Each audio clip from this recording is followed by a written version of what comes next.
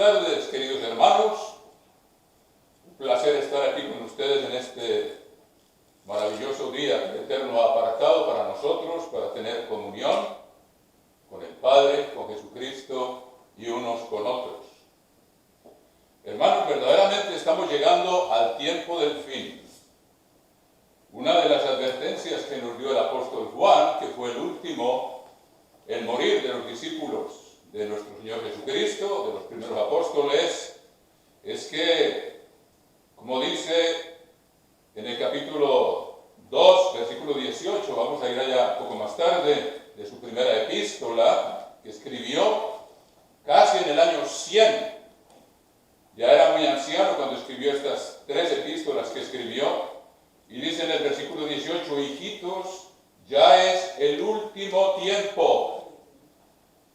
Y dice, y según vosotros oísteis que el anticristo viene, así ahora han surgido muchos anticristos. Por esto conocemos que es el último tiempo. Sabemos de un anticristo que hay por ahí, en pos del cual han salido algunos de los nuestros hermanos, que nos llena de dolor y de tristeza de saber que cayeron en el engaño y no guardaron su primera fe, por la cual debemos contender ardientemente.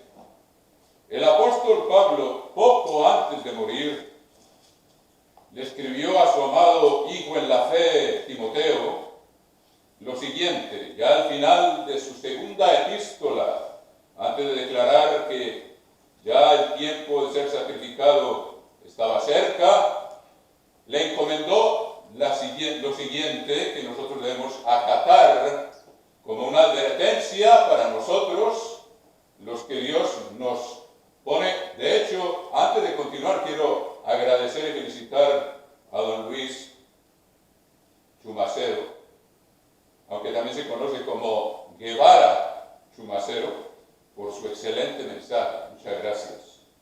A todos nos sirve siempre que nos afirmen y profundicemos en esas verdades tan importantes, como está escrito, por tus palabras serás justificado y por tus palabras serás condenado. Lo que sale de nuestra boca, hermanos, lo digo para mí mismo, no pretendo haberlo ya alcanzado en la plenitud, pues sumamente importante y puede ser muy grave. Ahora bien, vuelvo otra vez, como les digo, hay anticristos ahora, como no los habíamos visto hace un tiempo cuando yo vine a la iglesia, pero ahora sabemos que los hay y que ya han caído en su red, más de uno de los nuestros hermanos. ¿Y qué le dijo el apóstol Pablo a Timoteo? Veamos en el capítulo 4 de la segunda epístola a Timoteo, las palabras del apóstol Pablo, que con profundo cariño paternal le habla a Timoteo, a quien consideraba su hijo, y lo llamaba su verdadero hijo en la fe. Leamos el versículo 1, a partir de ahí, en el capítulo 4 de la segunda epístola a Timoteo. Es una orden que yo y todos nosotros, todos los que Dios les da la oportunidad de hablar para edificar y perfeccionar a su pueblo, que tenemos que tomar, como decimos, muy a pecho, como un deber de obedecer esta orden. Y dice así: te encarezco delante de Dios y del Señor Jesucristo, que juzgará a los vivos y a los muertos en su manifestación y en su reino, que prediques la palabra. Esta palabra, hermanos, que prediques la palabra, lo cual hemos procurado hacer, hermanos, ustedes lo saben, imperfectos como somos, hemos procurado hacerlo con todo nuestro ser. Que prediques la palabra, que instes a tiempo y fuera de tiempo, como un pastor que guía a sus ovejas, que no se salgan con cariño, con cuidado, como debemos de hacerlo. Algo que también he tenido que aprender mis lecciones, hermanos. A tiempo y fuera de tiempo. Redarguye, o sea, demuestra la falsedad de las malas doctrinas que desvían al pueblo de Dios. Reprende, exhorta, inspirar, animar al pueblo a que continúe en este camino. Que nuestra palabra no los haga sentir golpeados, sino animados, inspirados a continuar esta senda que iniciamos, hermanos, la cual es necesario llegar hasta el fin de nuestra vida o hasta el momento en que suene la séptima trompeta para los que tengan el privilegio de estar vivos. Pero hasta allá hay que perseverar. No basta decir ya llevo 10 o 20 o 30 o 40 años en la iglesia, hermanos. Hay que perseverar hasta el fin para ser salvos. Que instes a tiempo y fuera de tiempo, redarguye, reprende, exhorta con toda paciencia y doctrina. Doctrina significa enseñanza, de donde viene la palabra docente. Porque vendrá tiempo, y ahora estamos en él, hermanos. Vendrá tiempo cuando no sufrirán la sana doctrina. Van a decir otra vez lo mismo. ¿Cómo es que nos repiten tantas veces lo mismo? El fundamento, la sana doctrina, el fundamento poderoso, profundo, en el cual debe asentarse nuestra vida y nuestra fe. Cuando no lo ponemos por obra, nos damos cuenta, hermanos, que hay cosas que no nos funcionan en la vida. Y tal vez estamos ciegos para no darnos cuenta que el fundamento está cediendo, o está mal asentado, o está sobre la roca, no estamos haciendo lo que Cristo dijo. El que oye estas palabras y las pone por obra, edifica su casa sobre la roca, sobre Jesucristo mismo, que es la palabra. Por eso tenemos que predicar la palabra, porque es el fundamento y es el edificio y es la culminación de la obra. Todo por la palabra de Dios, hermanos. Quiero explicarles algo también al respecto. Porque muchas veces el Señor nos decía, ¿por qué repite tanto? Siempre viene con lo mismo, una y otra vez. Porque, hermanos, a veces creemos que ya sabemos, pero saber no basta, hermanos. Hay que poner por obra. Si no ponemos por obra, Jesucristo lo dijo muy bien, lo dividió en dos. El que oye estas palabras y las pone por obra, edifica su casa sobre la roca. Viene el vendaval, como ayer tuvimos aquí un huracán, o antier, y no se mueve. Llega la falsa doctrina y está sentado, porque está poniendo por obra lo que Dios dice, en su manera de comportarse con los demás, en su crecimiento, en el fruto del Espíritu, que se nota el crecimiento de alguien. Si está poniendo por obra, pueden llegar falsas doctrinas, puede llegar persecución, está sólida su estructura, pero a veces por el mismo hecho de saber y no poner por obra, resulta que algunos se cansan. ¿Por qué no repiten siempre lo mismo? ¿Acaso lo estamos poniendo por obra? Y si no lo estamos poniendo por obra, el cimiento está fallando, está sobre la arena. Y no sabemos por qué no nos funcionan las cosas. Pues es que no estamos poniendo por obra lo fundamental, que nunca debe desaparecer, siempre tiene que estar ahí. Si no lo ponemos por obra, empieza a ceder la estructura. Y la reacción es lo que dice el apóstol Pablo. Vendrá tiempo en que no sufrirán la sana doctrina. Cuando alguien está poniendo por obra, la reconoce y se regocija y se alegra. Voy por el camino y estoy edificando con oro y plata y perlas preciosas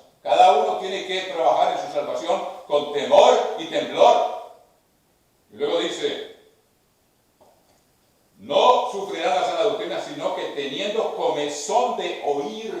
Oigan esto, hermanos.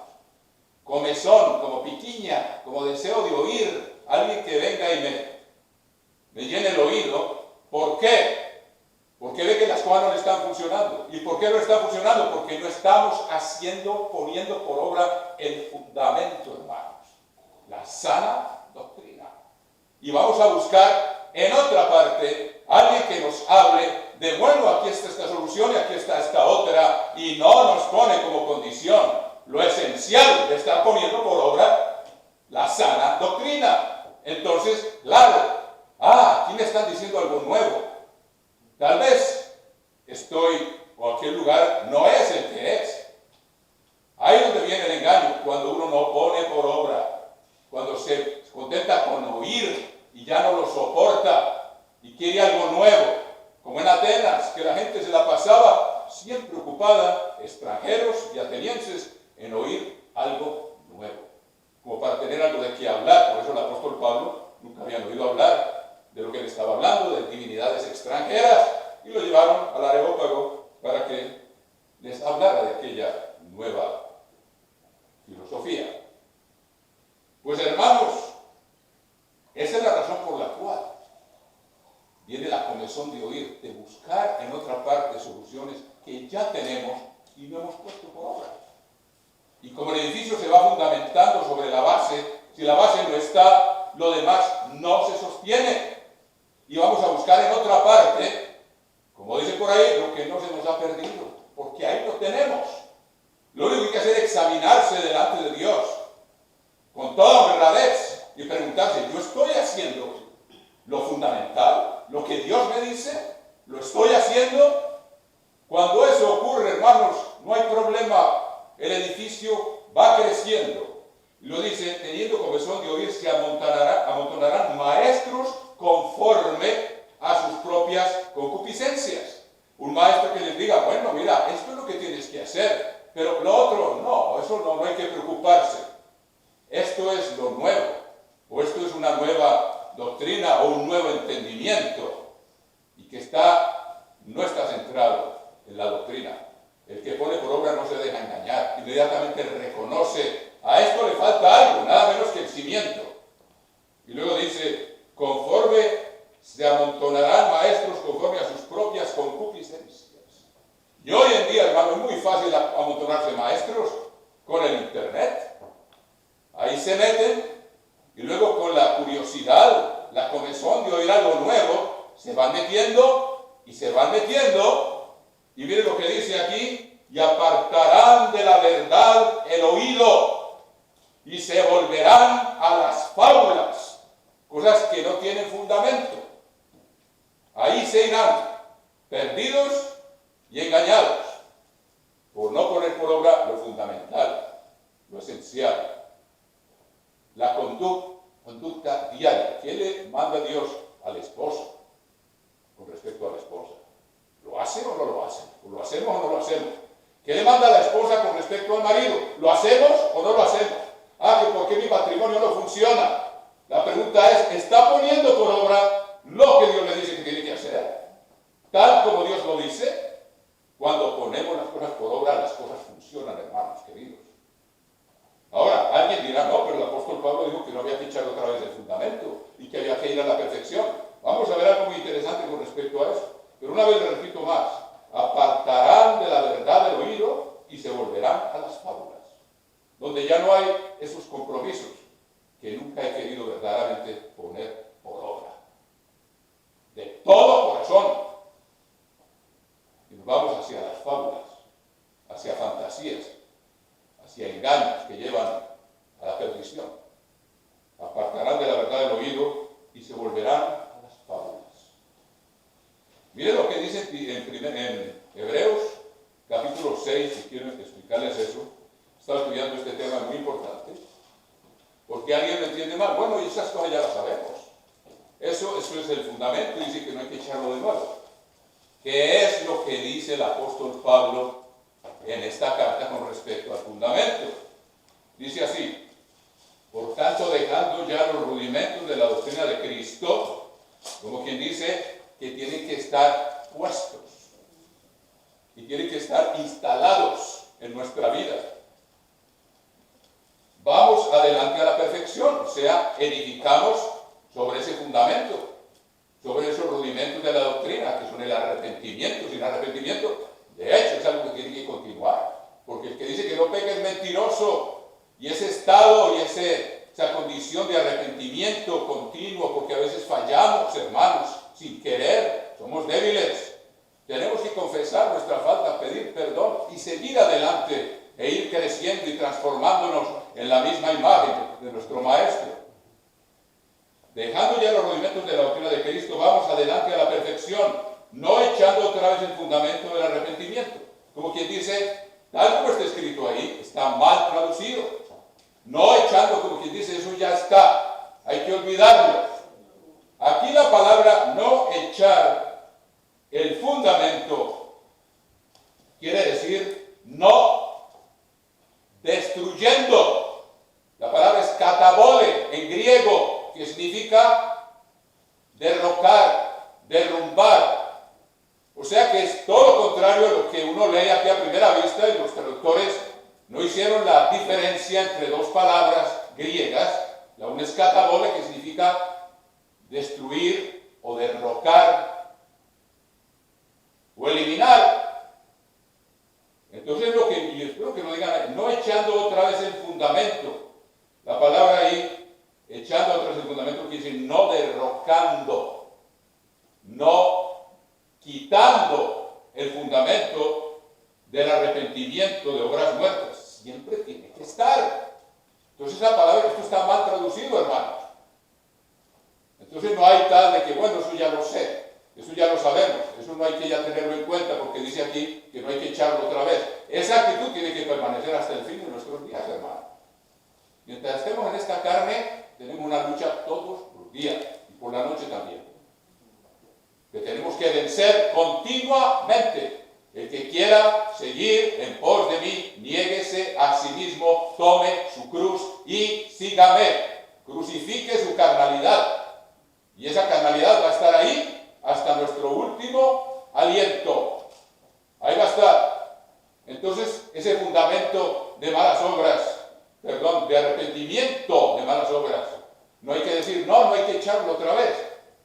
No hay que derrocarlo. Es lo que quiere decir el texto aquí. Y si quieren demostrarlo, busquen en una concordancia qué significa katabole y hagan la comparación y van a entender.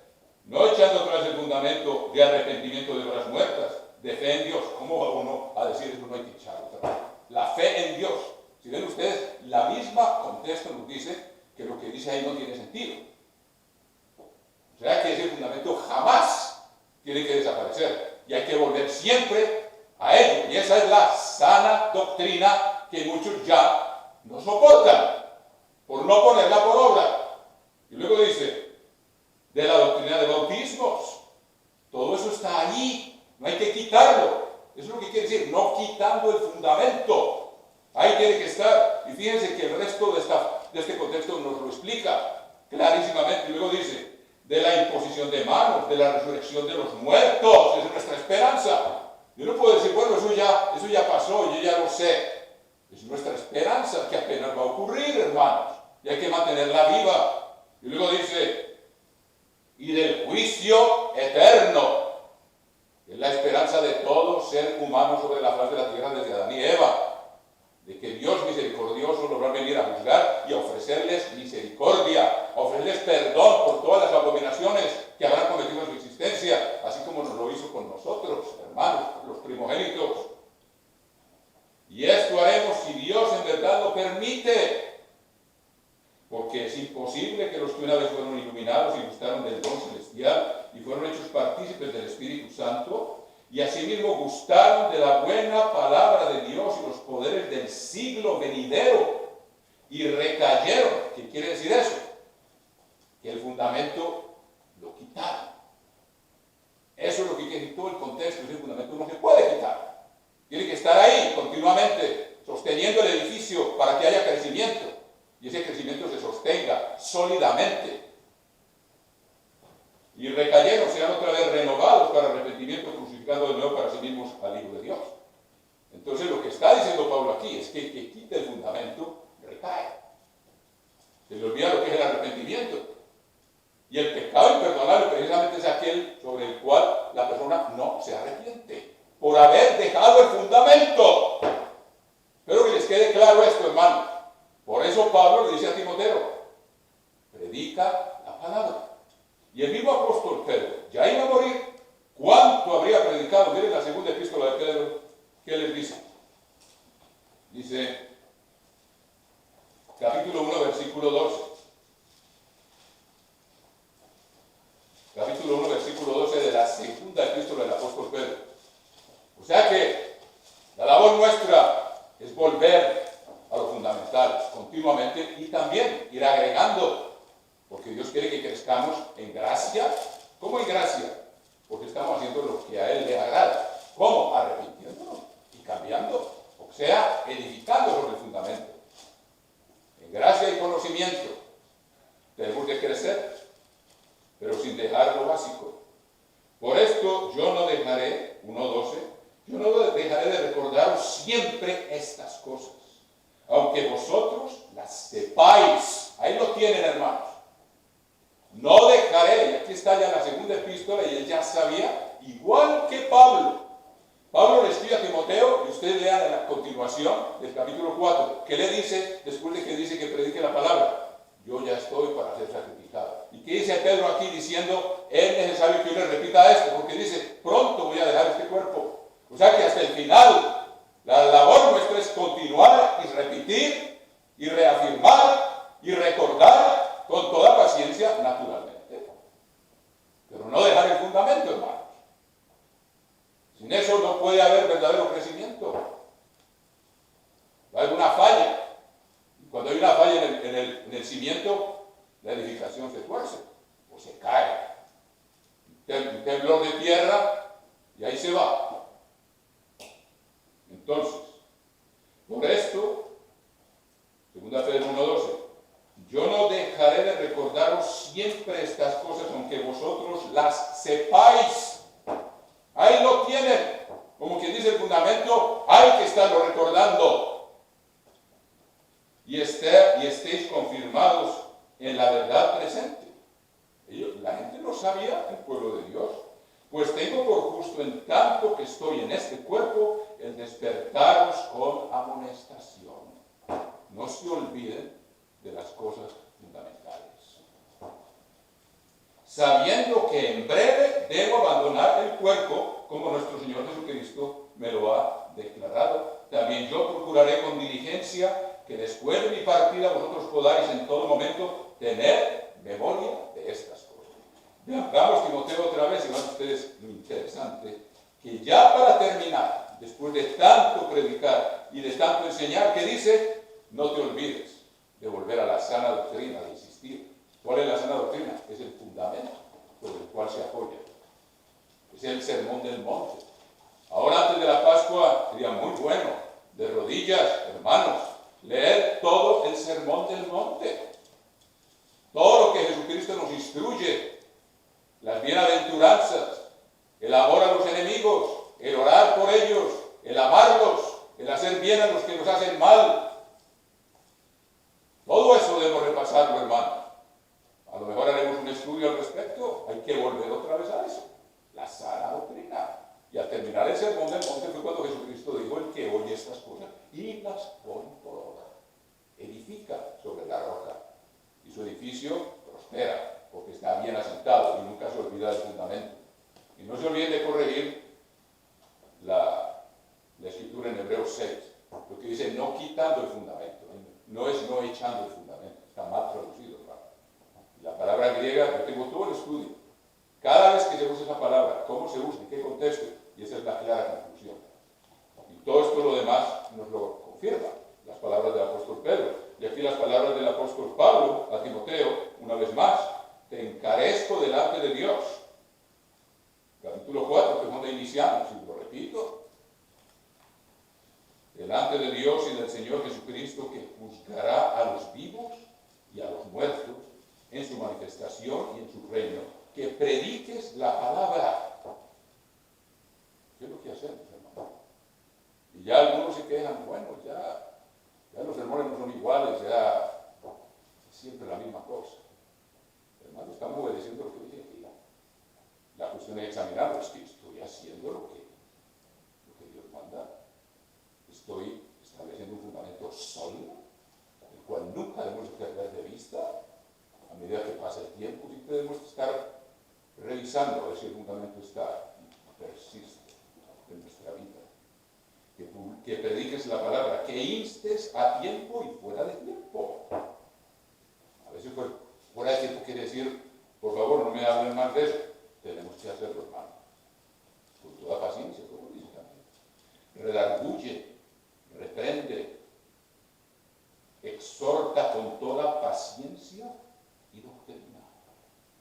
Porque vendrá tiempo cuando no sufrirán la sana doctrina. ¿Por qué? Porque no la están poniendo por obra.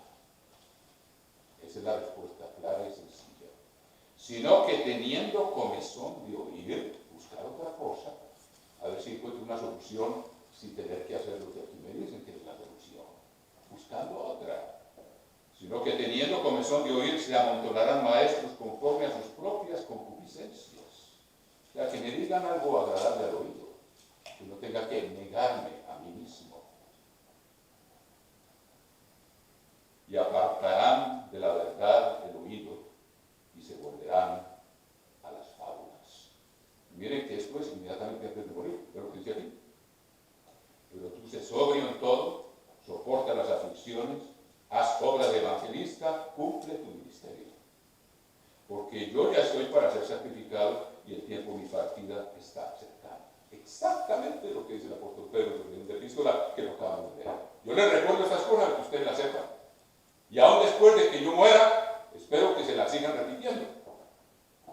Porque sin el fundamento no podemos llegar a la culminación de nuestra carrera. Tiene que estar todo junto, armoniosamente dedicado. Y el fundamento central, la piedra angular, ¿quién es? Cristo. Y todos los demás fundamentos, los 12 apóstoles, los que escribieron, y los profetas, o sea, la palabra de Dios, de la cual nada podemos eliminar. Y luego ya dice, he peleado la buena batalla, y describe cómo ha terminado su carrera triunfalmente, hermano. Esperamos que sea para nosotros. Leámosla porque esto es lo que tenemos que hacer todos. He peleado la buena batalla. ¿Qué pasa? Siempre hay que luchar por estar seguro que el fundamento está ahí, sólido. He peleado la buena batalla, eso requiere negarse a sí mismo todos los días. Es una batalla contra nosotros mismos. He acabado la carrera, la obra que Dios le encomendó hacer y su carácter han llegado al punto en que Dios ya considera que está listo. He guardado la fe. Y la fe es parte del fundamento. No se puede dejar. Hasta el final tiene que estar. Por lo demás, me está guardada la corona de justicia. Hacia allá vamos, hermano. Y por eso yo tengo la obligación de repetir estas cosas, hermano, para que nadie se pierda. Pero con dolor en el alma lo digo, ya algunos se han ido. Han apartado el oído de la verdad. Me está guardada la corona de justicia, la cual me dará el Señor, juez justo en aquel día, y no solo a mí, sino también a todos los que aman su venida, que se están preparando día a día. Mucha gente nos pregunta, bueno, ¿y usted por qué no se mete en política? Hay que hacer algo por la sociedad. Y yo digo, si nosotros practicamos lo que oímos en el sermoncillo, estamos haciendo mucho por la sociedad, hermanos. Muchísimo. Brille vuestra luz delante de los hombres. Y eso es nuestra misión día a día, estar haciendo esas cosas que son difíciles, pero negándonos a nosotros mismos, dominando la lengua, pidiéndole a Dios dominio propio. En el trabajo la gente se va a dar cuenta. Esta persona no dice palabras obscenas. Esta persona no tiene problemas con nadie aquí. Vive en paz con los demás, sabe tratar a la gente. Esa es la luz que debemos reflejar. Pero lo mejor de todo es que esa persona se está preparando día a día en un curso intensivo para ser coronado rey y reinar con Jesucristo sobre el mundo entero, porque habrá aprendido el camino que el mundo jamás ha conocido.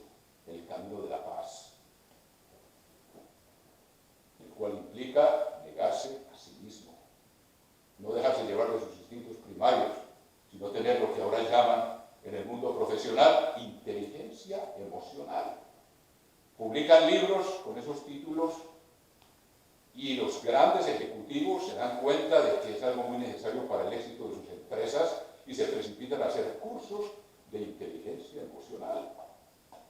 Y la palabra de Dios nos dice, el fruto del Espíritu es amor, gozo, paz, paciencia, benignidad, bondad, mansedumbre, fe, dominio propio. Eso es inteligencia emocional.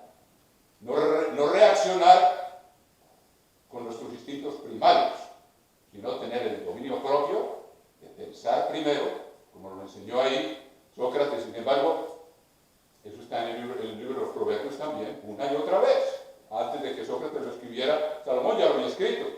No quiero poner en menos lo que don Luis nos ha presentado, porque es muy valioso y es muy bueno tener fuentes que ilustren y nos ayudan a explicar mejor los principios bíblicos. Pero es el dominio propio lo que un rey necesita para no dictar sentencias precipitadamente, para tener el dominio propio de pensar y examinar primero las circunstancias y no basarse en el primero que le venga a decir algo. Dice, un momento, ya me dijiste tu historia, ahora voy a escuchar el otro lado de la historia y lo tengo que hacer, es mi obligación. Justo parece el primero que aboga por su causa, después viene su adversario y le descubre. Ya uno tiene que tener ese dominio propio, y no pretendo haberlo alcanzado ya tampoco, pero vamos corriendo hacia allá con esa convicción. Eso es parte del fundamento. El dominio propio. Saber no reaccionar intempestivamente. No tener ese dominio, esa inteligencia emocional, que no es otra cosa que el Espíritu de Dios rige las emociones. No son malas, como se dijo también, el fuego no es malo, es cuestión de saberlo controlar y saberlo utilizar. Las emociones son como fuego, y cuando se canalizan por donde el Espíritu las guía, tiene un efecto muy benéfico, poderoso, dejan una memoria más profunda en quienes las escuchan o las ven. Así es, hermanos queridos, que entonces, como les digo, el apóstol Juan fue el último en morir, y creo que murió después del año 100, y recuerden que él empezó a ser discípulo de Jesucristo y ya era un adulto. Creemos que era joven, pero ya eran gente adulta. En el año 27 conoció a Jesucristo. Y para el año 100, al parecer todavía estaba vivo. Y él que vio todo eso, ahora ve aparecer en el horizonte, lo que nosotros tenemos que estar muy alerta, la doctrina del anticristo. Alguien por ahí que ya los ha convencido.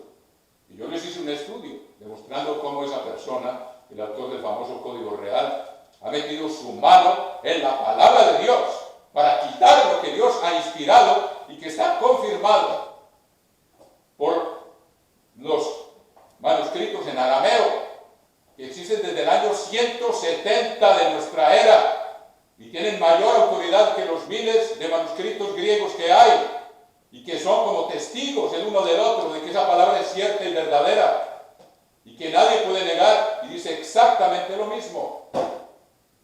Dios confirma su palabra con varios testigos para que estemos seguros de lo que creemos. Pero hay alguien por ahí que ya está diciendo que Jesucristo fue hijo de María, hijo de José, que fue un judío normal como los demás. Y que no, que el Espíritu Santo no embarazó a María. ¿Qué están haciendo? Están negando que Jesucristo es Dios, que es el Eterno, que existió desde antes del principio de los siglos, junto con el que ahora es su Padre, y que ambos son uno.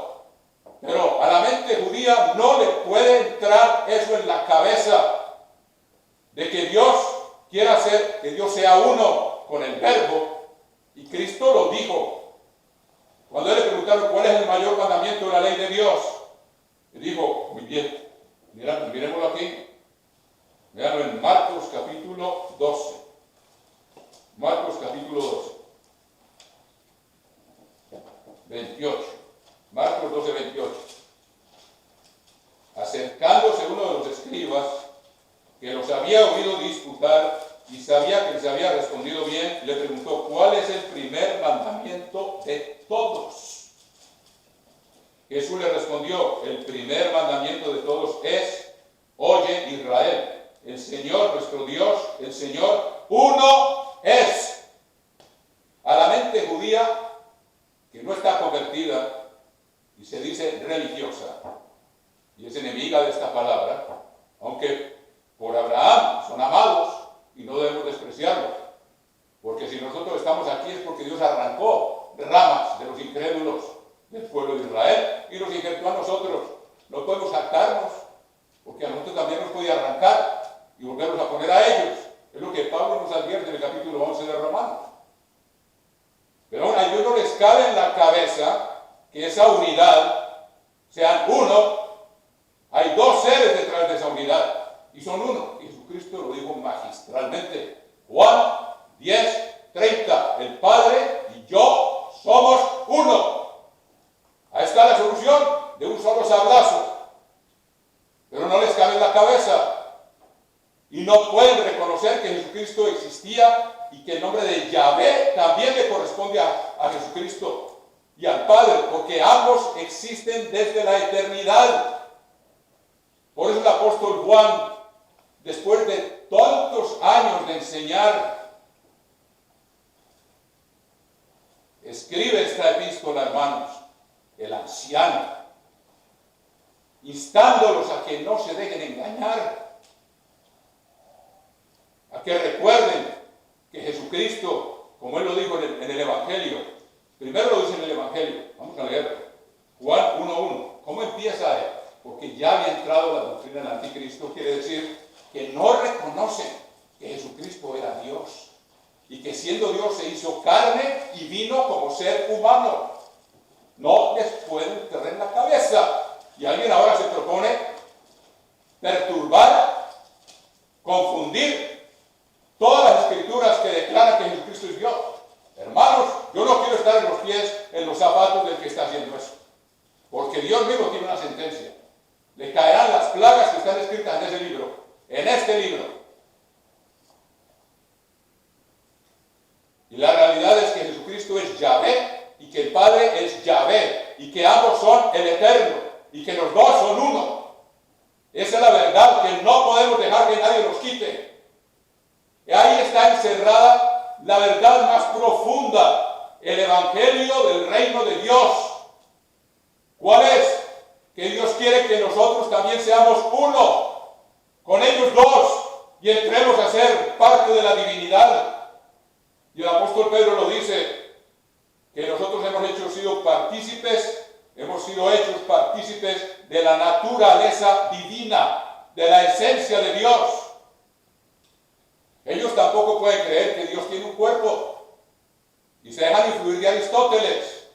Para los griegos, la metafísica es lo que está más allá de la física y no pueden entender que en el mundo espiritual, que fue antes del físico, hay cuerpos espirituales. El apóstol Pablo lo dice claramente en 1 Corintios. Hay cuerpo animal, cuerpo material y hay cuerpo espiritual. Dios el Padre tiene un cuerpo hecho de sustancia espiritual que siempre ha existido. Y Jesucristo, que estaba con él desde siempre, también tenía un cuerpo hecho de sustancia espiritual que siempre ha existido, y nosotros, nuestro cuerpo está hecho a imagen de ellos, con un propósito, que quiere que seamos parte de ellos mismos. Esa es la esencia del Evangelio. Y el que lo niega es el anticristo, porque no puede entender qué vino Cristo a revelar. ¿Por qué dice Pablo? Dios es amor. ¿Cuál es la máxima expresión del amor? Que uno de ellos se sacrificara y bajara hasta aquí como ser humano, en carne, siendo Dios, siendo Yahvé, en la carne, bajó y se echó encima los pecados de todos nosotros para poder cumplir el propósito que los dos se habían hecho, porque los dos son amor y querían compartir ese amor con muchos otros seres y que fueran uno con ellos, así como ellos dos son uno. Cristo lo dijo cuántas veces en el capítulo 17 de Juan: Padre, que sean uno como tú y yo somos uno. Esa es la esencia del Evangelio. que niega que Cristo es Dios es el anticristo. No se lo dejen quitar. Y este libro, la Peshitta, cuyos manuscritos datan desde el año 170 de nuestra era, más antiguos que cualquier manuscrito griego que se conozca, tienen mayor autoridad, dicen exactamente lo mismo. Les voy a leer el Evangelio de Juan. ¿Por qué Juan empieza el Evangelio con estas palabras? Porque ellos no podían creer que Jesucristo era Dios. ¿Y cómo empieza? Aquí está, en la Peshitta. Manuscritos arameos anteriores a cualquier manuscrito griego que se conozca. El más antiguo es del año 130, es un fragmento del Evangelio de Juan, en griego. Y este es más antiguo que eso, de donde viene esta Biblia. Juan 1:1. En el principio era el verbo. ¿Qué quiere decir eso? En castellano, gracias a Dios existe el tiempo que se llama imperfecto. Quiere decir, en el principio era, quiere decir que cuando las cosas comenzaron, cuando la creación comenzó, cuando Dios le dio inicio a la creación, ellos ya existían. La palabra Yahvé quiere decir el Eterno. Los dos únicos seres que tienen ese nombre en todo el universo son Dios el Padre y Jesucristo. Ambos son Yahvé. Y se los puedo mostrar, si Dios le permite ahora. Usted no se deje quitar eso de la cabeza, hermano. Esa es la esperanza. Esa es la esencia del Evangelio, que nosotros podemos llegar a ser parte de lo mismo. Uno con ellos. Porque es una locura para la mente judía y para el mundo entero, a quien Dios no le ha abierto la mente. Por ejemplo, Dios dice, Él hizo al hombre a su imagen y semejanza. ¿Qué quiere decir eso? Exactamente lo que dice ahí. En el libro de Daniel y en el libro del Apocalipsis, aunque es en visión, vemos que Dios el Padre está sentado en un trono y tiene en su mano derecha un libro cerrado por 7 sellos. Y el Cordero está representado, que es Jesucristo, viene y toma el libro del Padre y abre el libro del Apocalipsis. Pues el Padre tiene un cuerpo, aunque fuera en visión, no lo ha visto, nadie ha visto jamás a Dios, cara a cara como es. El que lo vea, no me verá el hombre y vivirá. Se aplica tanto a Jesucristo como le digo a Moisés, que Moisés le dijo, déjame ver tu gloria. Moisés le dijo, te voy a dejar ver mis espaldas, pero mi rostro no lo verás, porque no me verá hombre y vivirá. Tanto el poder que emana de su ser. Los discípulos lo pudieron ver en el monte cuando él transfiguró, en el capítulo 17 de Mateo. Brilló su rostro como el sol. Pero era una visión, porque él mismo se los dijo después, bajando del monte, no contéis a nadie la visión. Fue como un video que él les presentó de su forma gloriosa y de cómo va a regresar a la tierra. Pero que fuera su poder. Si ellos hubieran visto el rostro del resplandecer como el sol, hubieran quedado muertos ahí todos. No hubieran podido bajar del monte. Una visión.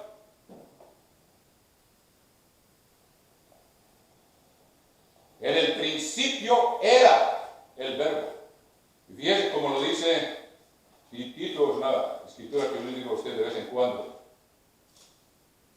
Dice, Pablo, siervo de Dios y del apóstol y apóstol de Jesucristo, conforme a la fe de los escogidos de Dios y el conocimiento de la verdad que está en el temor de Dios. Estoy viendo la Peshitta, para que nadie diga, no, eso fue falsificado después.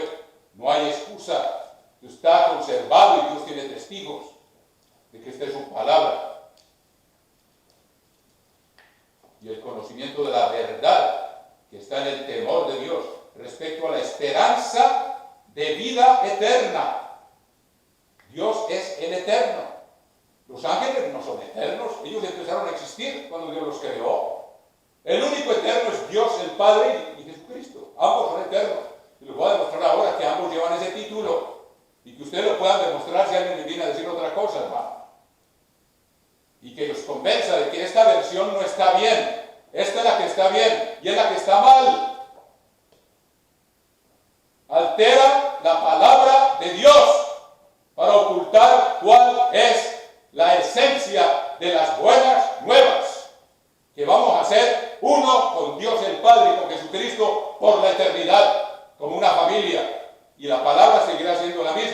Dios es uno.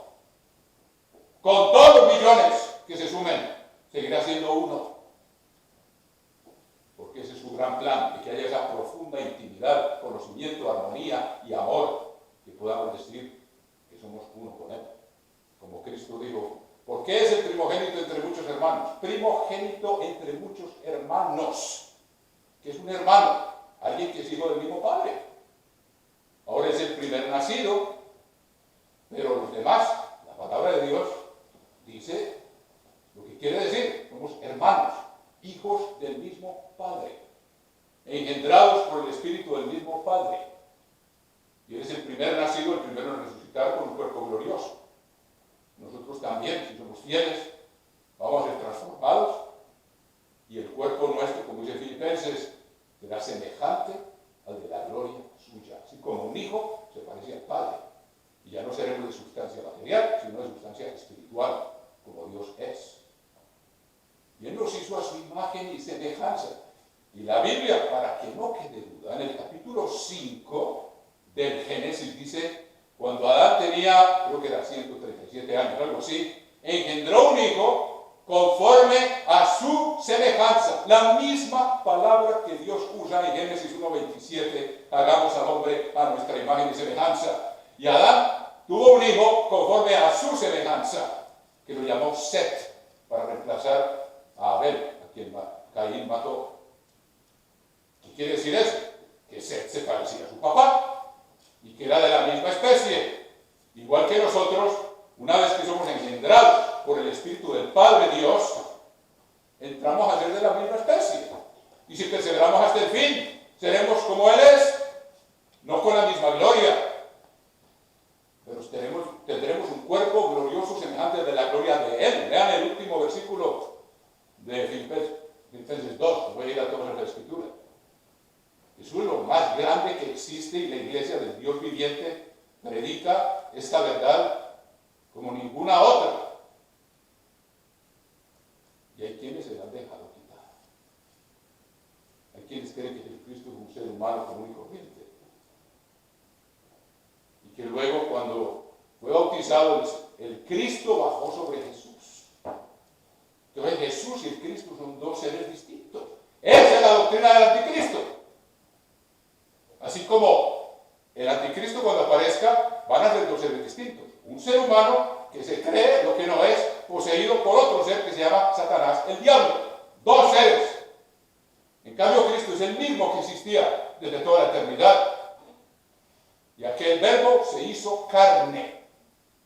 Tenía la vida en su sangre para poder pagar por todos nosotros. Son verdades fundamentales. No se las dejen quitar. Por favor, no se vuelvan a las fábulas y dejar una verdad tan sublime y grandiosa y negar al Señor que nos rescató por falsas doctrinas. Dice Tito aquí, uno, respecto a la esperanza de vida eterna. Esperanza de vida eterna. ¿Quién es el único que tiene vida eterna? Dios el Padre y el Verbo. Ambos han existido desde antes del principio. En el principio era el Verbo. Quiere decir, cuando las cosas empezaron, ellos ya existían. Y el Verbo existía. Y Dios, que ahora es el Padre, existía también. Y ese Verbo se hizo carne, como nosotros, pero no son dos seres. No es Jesús y el Cristo. Por eso esa es la doctrina del anticristo, el que niega que Jesús es el Cristo. Lo separa. Jesús nació de María, común y corriente. Como dice el evangelio ese de Shem Tov, el evangelio de Mateo, que es un evangelio gnóstico. Dice, el nacimiento de Jesús fue así. No dice, como está escrito en la Peshitta y en la Reina Valera, el nacimiento de Jesucristo fue así. Estando desposada su madre María, se halló que había concebido del Espíritu Santo. Ahora, si el Espíritu Santo fuera una persona, es el papá de Jesucristo. Jesucristo jamás lo llamó Padre. El Espíritu Santo es el poder de Dios, por medio del cual Él actúa. Y le puso un esperma espiritual, salió de las entrañas del Padre. Lo mismo que hace con nosotros cuando somos bautizados y nos imponen las manos.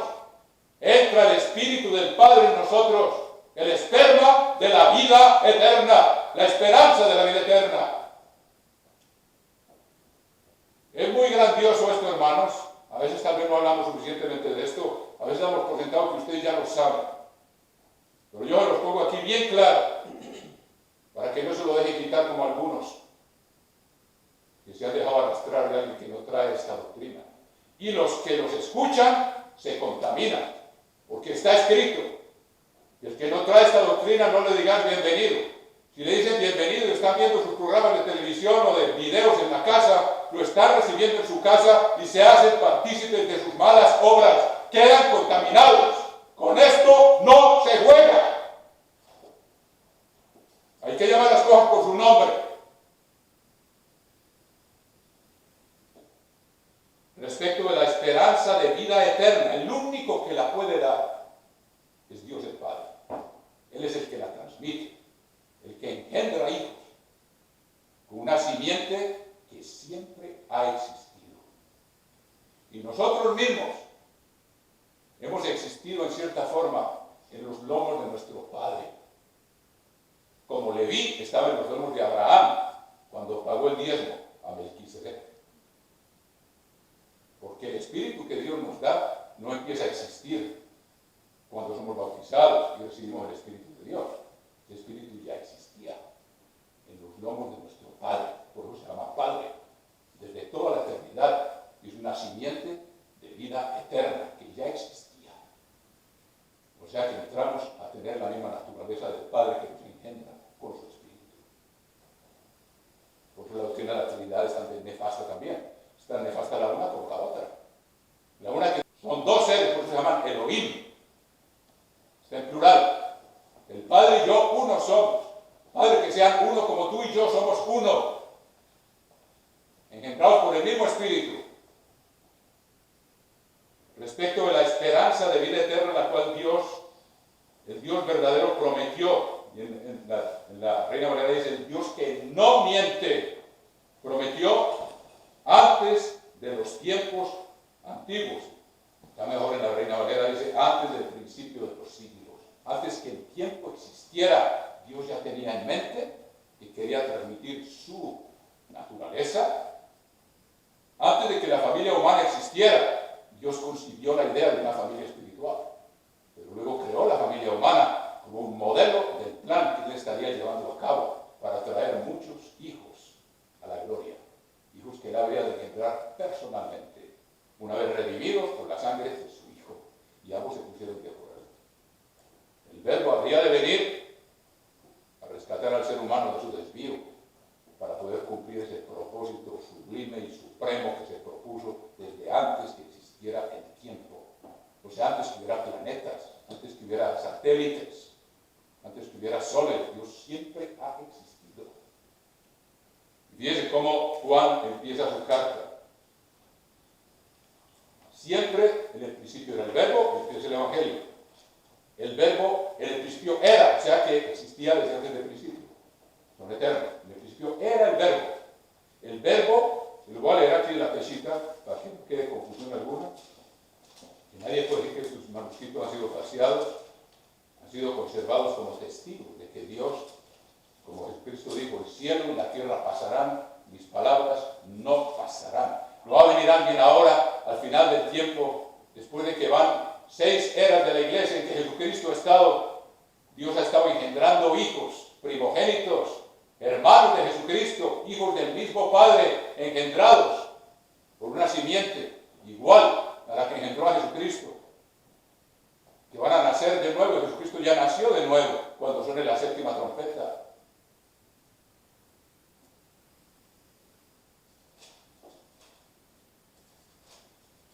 En el principio era, o sea, ya existía antes del principio, luego no tuvo principio. En el principio era el Verbo, y el Verbo era con Dios, y el Verbo era Dios. Y fíjense el versículo 14, y el Verbo se hizo carne. Ahora, el Verbo era Dios, y el Verbo se hizo carne, luego Dios se hizo carne. No hay equívoco, pero ahí quieren meter la mano. Los que les parece imposible esto. Por eso Jesucristo, cuando dijo a Abraham, se gozó de ver mi día.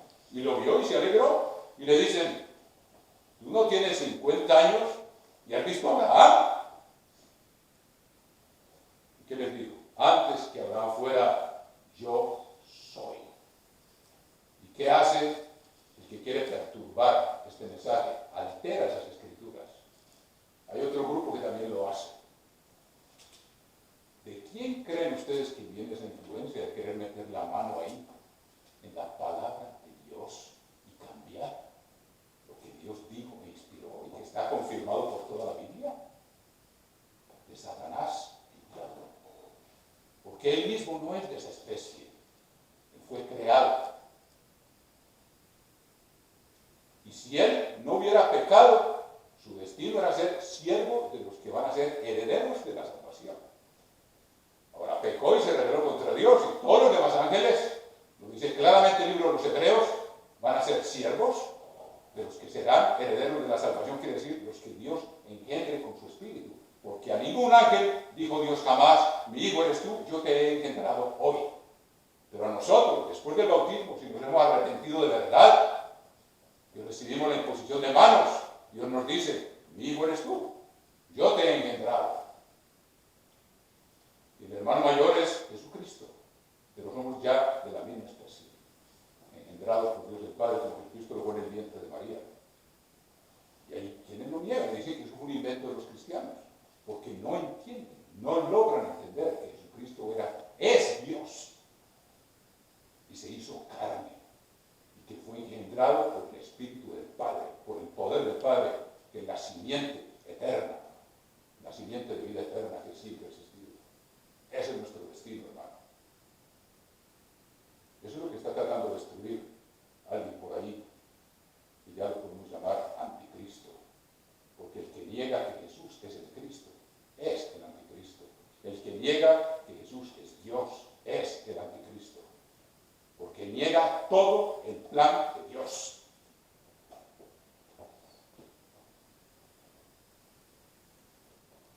Y fíjense cómo empieza la epístola de Juan. Yo quería hoy que empezáramos a estudiar la epístola tan sublime, pero había muchas cosas que aclarar y todo las hay. Primera epístola, ¿cómo empieza? Otra vez, empieza de la misma forma que empezó su evangelio, porque era la verdad fundamental, la verdad en la cual se basa nuestra esperanza de vida eterna. Dice, primera epístola de Juan, capítulo 1, versículo 1, a ustedes les hemos anunciado a aquel que era desde el principio. Eso quiere decir a aquel que siempre ha existido. Hay otras versiones que lo traducen así. Aquel que siempre ha existido. Aquí está declarando que Jesucristo es Yahvé, que significa el eterno. Siempre ha existido. Aunque él dice claramente, el Padre es mayor que yo. Pues no tiene ningún problema. Aquel que hemos escuchado. Vale, léelo aquí es lo mismo que dice la Reina Valera, pero solo para que sepan que hay testigos de que esta palabra se ha conservado, hermanos. Dios la ha conservado, que la palabra que Jesucristo pronunció, el cielo y la tierra pasarán, mis palabras no pasarán. Aunque haya quien tenga el atrevimiento de querer alterar la palabra de Dios y engañar, es el espíritu del anticristo.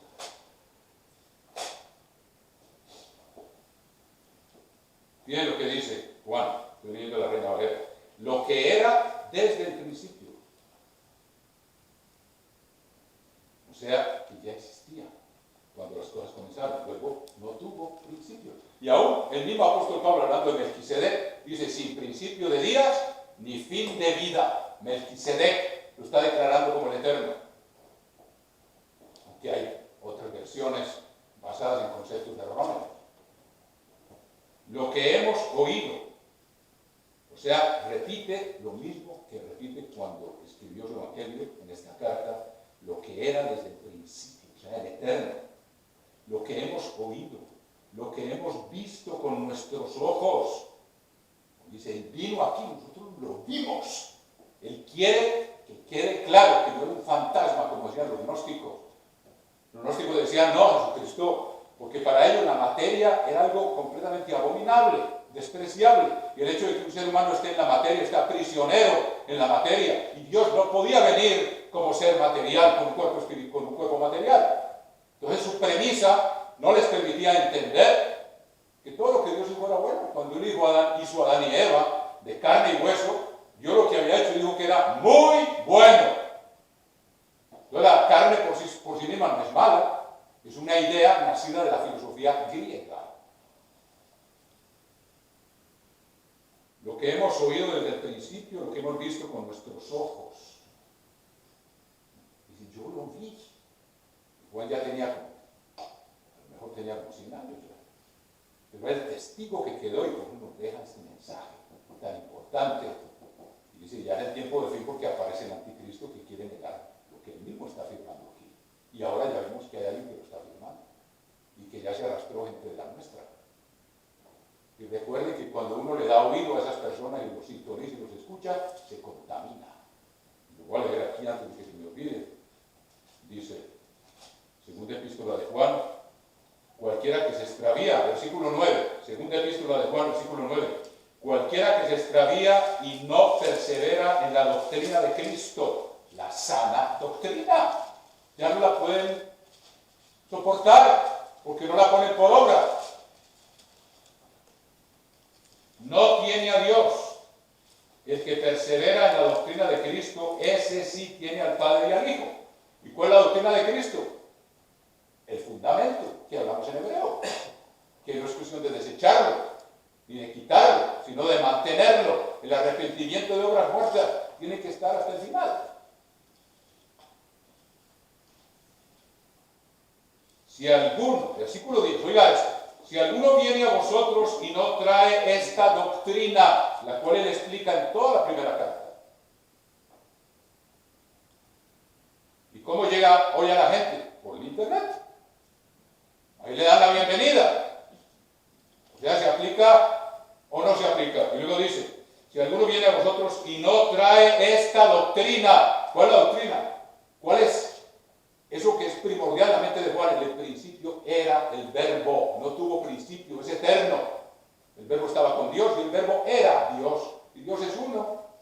Y Jesucristo, de un sablazo, como les digo, resolvió el problema. El Padre y yo, uno somos. La Biblia no se contradice. Padre, que sean uno, como nosotros somos uno. Luego él está confirmando lo que dice la Torá. Pero no lo logran entender. Y por eso osan cambiar la palabra de Dios para quitar esas verdades de ahí. Y sabemos quién está detrás de eso. Alguien que le cuesta, le da envidia de saber que nosotros vamos a hacer lo que él, aún cuando fue creado, no fue.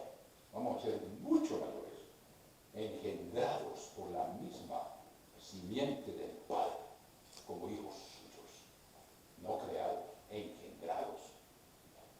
Y Jesucristo fue el primero que fue, bueno, otros fueron engendrados antes, pero el único que ha sido engendrado directamente por el Espíritu de Dios en el vientre de una mujer es Jesucristo. David tenía el Espíritu de Dios, y estoy seguro que Abel también lo tenía, pero ellos fueron engendrados por su padre terrenal.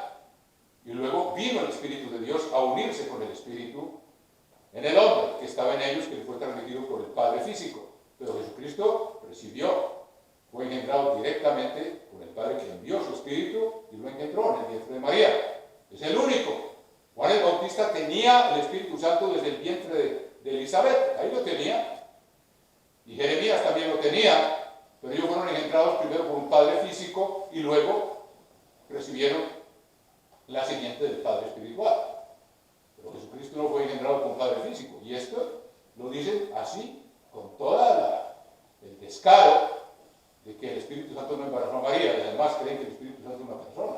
No entienden siquiera de qué es, no saben de qué hablan, aunque tengan mucho aspecto de erudito, que saben mucho. Si alguno viene a vosotros y no trae esta doctrina, no lo recibáis en casa, no lo sintonicen. Yo os lo digo con todo cariño, un poco intenso, mis hermanos, pero es por amor, no es por engañarlo. No lo ni le digáis bienvenido, porque el que le dice bienvenido participa de sus malas obras. Queda contaminado. Hay un poder detrás de esas doctrinas. Hay un poder seductor. Y a veces la curiosidad hace estrago. ¿Por qué Eva se fue a parar ahí al pie del árbol de la serpiente del mar? Curiosidad de hablar con el diablo ahí. Entonces, por tener comezón de oír, se meten en otras cosas por curiosidad de qué es lo que enseñan. Hermanos, Juan dice, los que se fueron no eran de los nuestros. Si hubieran sido de los nuestros, no se habían ido. ¿Y quiénes son los nuestros? ¿Quiénes son de Jesucristo? Los que oyen su palabra y la ponen por obra. Los que no la ponen por obra, llega el viento y se los lleva. Y personas que se han ido sabemos que ya tenían actitudes y conductas que no estaban de acuerdo con la palabra de Dios. Se debilitaron y la arrastró la borrasca. Es una advertencia para nosotros, hermanos queridos. Entonces, mire, ¿cuál es el anticristo? El que niega que Jesús es el Cristo, o sea que es un solo ser. Y el anticristo es la bestia, se va a hacer pasar por Cristo. Pero son dos seres los que hay ahí. Está la bestia, que es el rey de Tiro, y está Satanás, que está dentro de él. Son dos. En cambio, Jesucristo era el mismo que había existido desde siempre. Era el mismo. No eran dos seres. No nació Jesús, como dicen los gnósticos. Nació sí de una virgen y que era un hombre muy correcto y muy limpio y muy puro, y que luego el Cristo descendió sobre él cuando Juan lo bautizó. Cuando la Biblia dice, para eso hay que tener discernimiento, ¿qué le dijo el ángel a José? Lo que en ella es engendrado del Espíritu Santo es. Jesucristo ya tenía el Espíritu Santo en el instante en que pensó a existir en el vientre de su madre. Ya lo tenía. O sea que eso de que bajó el Espíritu en forma de paloma era una forma visual para que Juan viera que ese Espíritu mantenía en unión, en comunicación al Padre y a su Hijo, como un cordón umbilical. Estaban unidos por el poder del Espíritu. Espero que esto les quede claro. Y así habla entonces en el capítulo 3, capítulo 2, versículo 18, de la epístola primera de Juan dice, hijitos, ya es el último tiempo. Hermanos, alguna vez vamos a llegar a la última vuelta. Como en una carrera, ustedes han visto una carrera olímpica. Pasan y pasan y pasan hasta que llega la última vuelta. Un día de estos va a llegar. Es factible que Dios nos dé todavía la posibilidad de hacer esta obra y debemos de orar, como le dice Pablo a Timoteo, oremos para que, por los que están en eminencia, por los líderes, para que podamos vivir quieta y reposadamente y llevar a cabo esta obra. Con el gobierno que parece que se va a confirmar, no hay ningún gobierno perfecto, nosotros no hablamos de política, ni aconsejamos que voten por el uno o por el otro, porque al fin y al cabo Dios es el que pone y quita, eso es lo que dice la Biblia. Ahí está en el capítulo 2 de Daniel, en el capítulo 7 de Daniel, quien quita y pone los presidentes y los dignatarios y los reyes. Es Dios. No hay necesidad de ir a votar. Nosotros vivimos por fe. Dios pone a quien quiera. Él lo pone. Capítulo 1, versículo 18, hijitos, ya es el último tiempo. Y según vosotros oísteis que el anticristo viene, así ahora han surgido muchos anticristos. Ya para la época de Juan, ya había muchos que estaban diciendo que Jesús era como los gnósticos decían, la materia es mala. ¿Cómo puede Dios venir en materia? Cuando Dios declaró la materia buena. Ya no ellos no piensan según la palabra de Dios, sino según la filosofía griega. Según Platón, el mismo Sócrates, que tenía cosas ciertas, como dice, examinarlo todo y retener lo bueno. Ahora han surgido muchos anticristos. ¿Quién es el anticristo? El que niega que Jesús vino en la carne, el que niega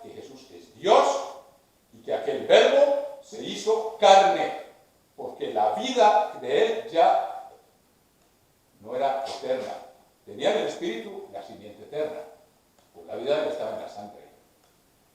Quería pagar por la vida de todos nosotros. Un cosa muy profunda, hermano. Así ahora han surgido muchos anticristos. Por esto conocemos que es el último tiempo. A lo mejor todavía nos quedan unos años, unos pocos años para la difusión del Evangelio en español. Está logrando cifras que jamás habíamos visto, hermano. Ya hace tiempo pasamos la cifra de 30 millones y ahora están subiendo las vistas como a 100.000 por día. Más de 100.000 por día.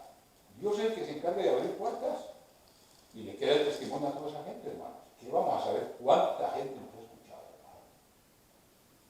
Yo prediqué en México años.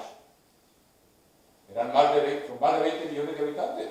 Unos pocos vinieron y ahora están viniendo más. Gracias a Dios y a la buena administración de don Cristian y su esposa.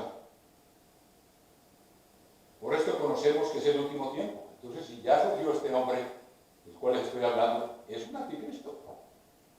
Él niega de plano y altera la Biblia para borrar y obstruir el entendimiento de que Jesucristo es Dios, que es Yahvé, y que siendo Dios se hizo carne, y que no son dos, que es uno, es el mismo. Jesús es el Cristo. El anticristo son dos. Jesús nació de María, y luego vino Cristo y descendió sobre él. Y cuando lo llevaban rumbo al Gólgota, entonces el Cristo salió de él y el que murió en la cruz fue Jesús. Entonces no tenemos redentor. Por eso es tan nefasta esa doctrina, hermano. Que sabemos de dónde viene. De Satanás, el diablo, que no quiere que sepamos el destino sublime, grandioso, supremo que Dios quiere para nosotros, de vida eterna, en su familia, siendo uno con Él, de la misma naturaleza, y cumpliéndose y ampliándose lo que dice el mandamiento. El eterno nuestro Dios, uno es, nosotros vamos a ser parte de ese uno. Y fue la oración suprema de Jesucristo, y esa es la esencia del Evangelio, del reino de Dios, que la iglesia del Dios viviente, columna y baluarte de la verdad, predica. Y que espero que ustedes tengan los ojos abiertos para discernirlo y no dejarse llevar de falsas doctrinas. Que Dios nos ayude, hermanos, a comprender y aferrarnos de esa verdad y a luchar cada día, negándonos a nosotros mismos para que sea Cristo el que se manifieste y no nuestra humana naturaleza. Que Dios los bendiga, hermanos, y alabanza y gloria a Dios por las verdades que nos ha revelado, hermanos.